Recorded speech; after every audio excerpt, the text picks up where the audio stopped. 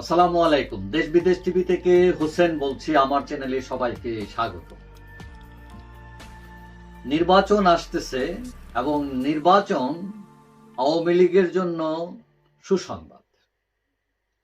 সে যদি নির্বাচন দলীয়ভাবে করতে পারে সুসংবাদ, না করতে পারলেও সুসংবাদ।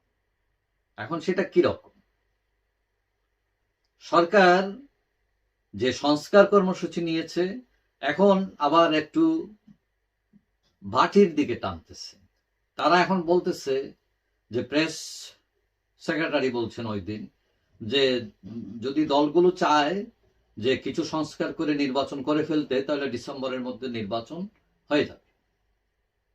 এখন বোঝা যাচ্ছে যেন তেন উপায়ে ভাবে কোন রকম সংস্কার করে নির্বাচনে চলে যেতে চায় সরকার, অর্থাৎ ছেড়ে দেমাকে দেওয়াচ্ছি।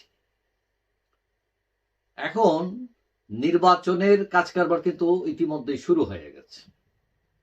বিএনপি এখন অনেকটাই একা। তাদের সাথে সাইনবোর্ড ভিত্তিক কিছু দল আছে, কিন্তু এরা থাকা না থাকা অনেকটা একই।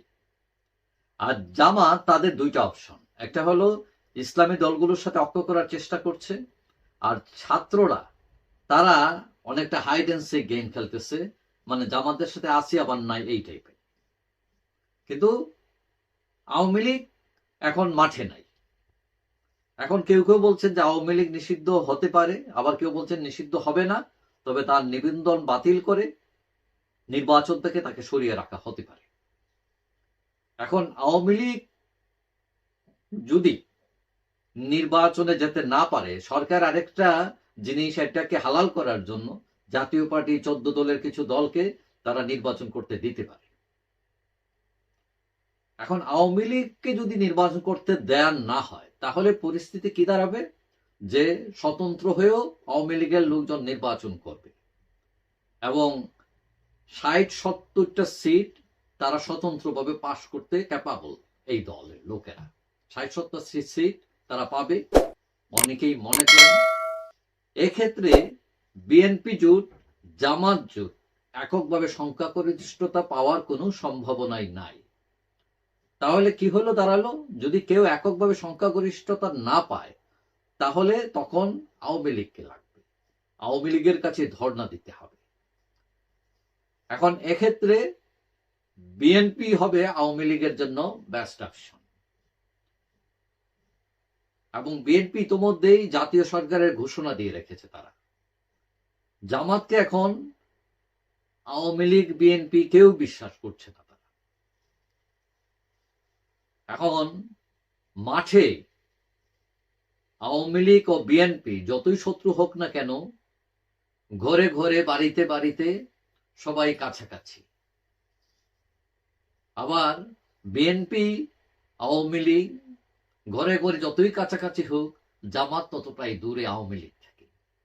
সেক্ষেত্রে আওয়ামী লীগ যদি 60-70টা সিট তারা পেয়ে যায় স্বতন্ত্রভাবে দাঁড়িয়েও, তাহলে তাদের দর কষাকষির সুযোগ এসে যাবে। তখন মামলা তুলে নেওয়া, শেখ হাসিনার ফিরে আসা, এইসব উত্থাপিত হবে এবং তারা বাধ্য করতে পারবে ওই দলগুলোকে, বিএনপিকে, যে এগুলো না দিলে তোমাদের সাথে নাই, তোমাদের স্বপ্ন বিফলে যাবে, তোমরা ক্ষমতায় যেতে পারবে না। আর যদি আওয়ামী লীগ নির্বাচনে যেতে পারে, তাহলে এককভাবে সংখ্যাগরিষ্ঠতা না পেলেও তখনও ধারণা করা হচ্ছে কোনো দলই সংখ্যাগরিষ্ঠতা পাবে না, এবং তখন এক দল আরেক দলকে লাগবে, এবং সেখানেও আওয়ামী লীগের অবস্থান শক্ত। আওয়ামী লীগ ছাড়া সরকার গঠন করা অনেকটাই অনিশ্চিত হয়ে যাবে দলগুলোর কাছে। এখন কেউ কেউ মনে করেন আওয়ামী লীগ ক্ষমতায় যেতে পারুক আর নাই পারুক, নির্বাচন তার জন্য আশীর্বাদ। এখন এককভাবে সংখ্যাগরিষ্ঠতা না পাওয়া মানেই আওয়ামী লীগ লাগবে। এক্ষেত্রে আওয়ামী লীগ কি কি শর্ত দিতে পারে এটা সবাই জানে। আওয়ামী লীগ ফিরবে এটা নিশ্চিত, যদি ইলেকশনে ইঞ্জিনিয়ারিং না করে সরকার। আওয়ামী লীগকে ফেরানোর কোনো কায়দা নাই।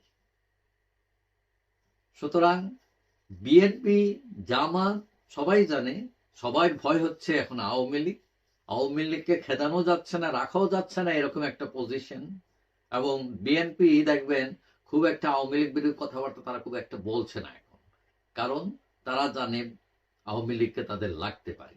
এবং জামাতের সাথে তাদের যে ফ্রেন্ডশিপ ছিল এটা অনেকটা এখন কেটে গেছে। এখন জামাত বিএনপির একটা অবিশ্বাসের সম্পর্ক তৈরি হয়ে গেছে।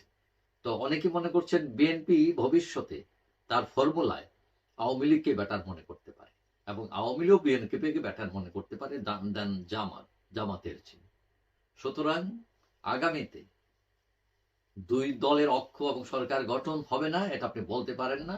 রাজনীতিতে শেষ কথা বলে কিছু নেই। যাই হোক, সবাই ভালো থাকবেন। আশা করি দেখা হবে অন্য কোনো ভিডিওতে ইনশাআল্লাহ।